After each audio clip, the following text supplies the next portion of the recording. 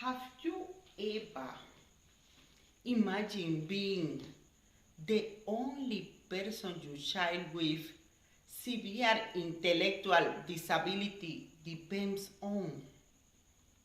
Every morning, every night, every emergency, all on you. No breaks, no room to breathe.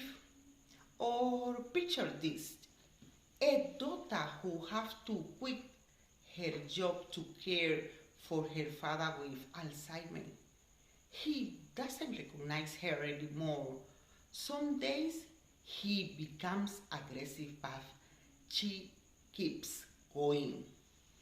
What about a mother raising a child with cerebral palsy whose seizures come without warning? She's not just tired, she's emotionally drained, isolated, and barely holding on. These are caregivers, and my question today is, who heals them? Who cares for the caregiver?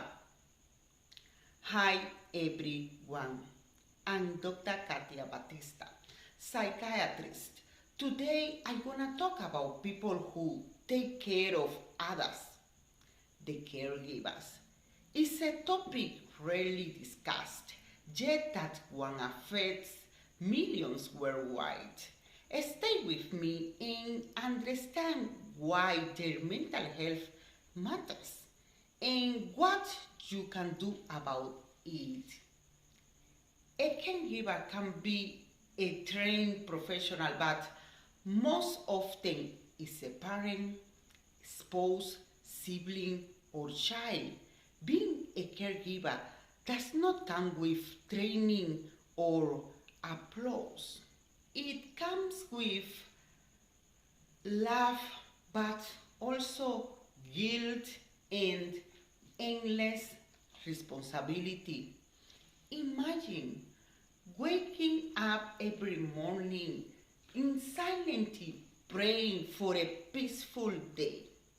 Not for yourself, but for your child, hoping this will be the day you won't get called from school again, hoping no one will look at you with judgment when your child screams in the supermarket or throws a tantrum at a family meeting.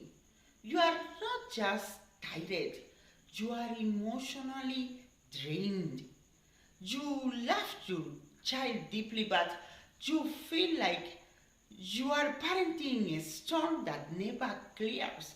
You have read the books, tried the strategies, and yet you feel like you are failing. Not because you are, but because this kind of love, this kind of caregiving is invisible, exhausting, and relentless. In psychiatry, we understand that caregiving, especially long term, can lead to profound emotional and mental health consequences. Studies shows that over 40% of family caregivers report symptoms of depression and anxiety. Caregivers of patients with dementia, chronic illness, or psychiatric conditions face even higher emotional tolls. So let's talk about what happens to the caregiver clinically. Prolonged stress activates the hypothalamic pituitary adrenal axis, increasing cortisol. Over time, this leads to sleep disturbance, irritability, emotional numbing, poor immune response.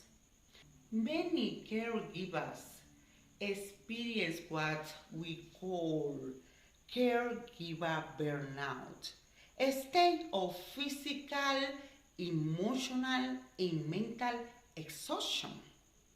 And sometimes it leads into major depressive disorder, adjustment disorders, anxiety disorders, when a caregiver may need help. In clinical settings, here's what we look for: persistent sadness or anxiety, withdrawal from others, feeling of hopeless or guilt, somatic symptoms that cannot be explained or any medical cause can found, thoughts or ideas like I cannot go on or I'm failing them. These are signs often go unnoticed. Why? Because caregivers tend to minimize their pain. They believe the patient needs are more important than their own. But unaddressed, this mindset can break them. What can we do? First, recognize their suffering as real, valid, and treatable. Caring for the caregiver is important, and what can be done is important to say it clearly. Feeling exhausted does not make you a bad caregiver. It makes you human. Emotional validation in education is essential. Understanding the condition of the person you are caring for can make the experience less overwhelming. When you know what to expect, the behavior, the challenges, you are less likely to internalize guilt or helplessness. Learning reduces fear. The other important point: self-care is not selfish, it's survival. Many caregivers lose themselves in the process. Eating regularly, sleeping well, taking small breaks, even if just 15 minutes, these are not leisurely. They are necessary. You cannot pour from an empty cup. Seek help early. You don't need to wait for a crisis. Talk to someone, a therapist, a counselor, a friend. Sometimes even just putting things into words can release part of the burden. Create a support network. You don't have to do this alone. Reach out to siblings, friends, community, groups, delegate tasks. And when someone offers help, accept it.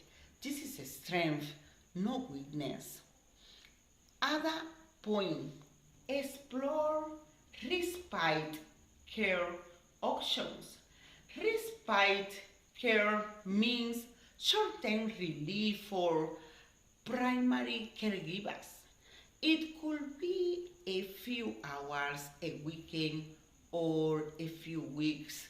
These breaks are vital for your mental health. Even knowing that there is a moment coming when you can rest can help you carry on. Monitor your own mental health. Caregivers burnout is real. As you begin to feel irritable, hopeless, or emotional numb, those are signs. You may benefit from professional support. It's not weakness to say, I need help. It's courage. Build a structure. Routine gives stability to both the caregiver and the person being cared for. Use calendar, notes, alarms. The more predictable the day, the less decision fatigue you face. Psychotherapy could help. We often recommend cognitive behavioral therapy, CBT, to challenge self-blame. ACT, acceptance and commitment therapy, to rebuild purpose. Mindfulness-based stress reduction. Support groups help reduce isolation.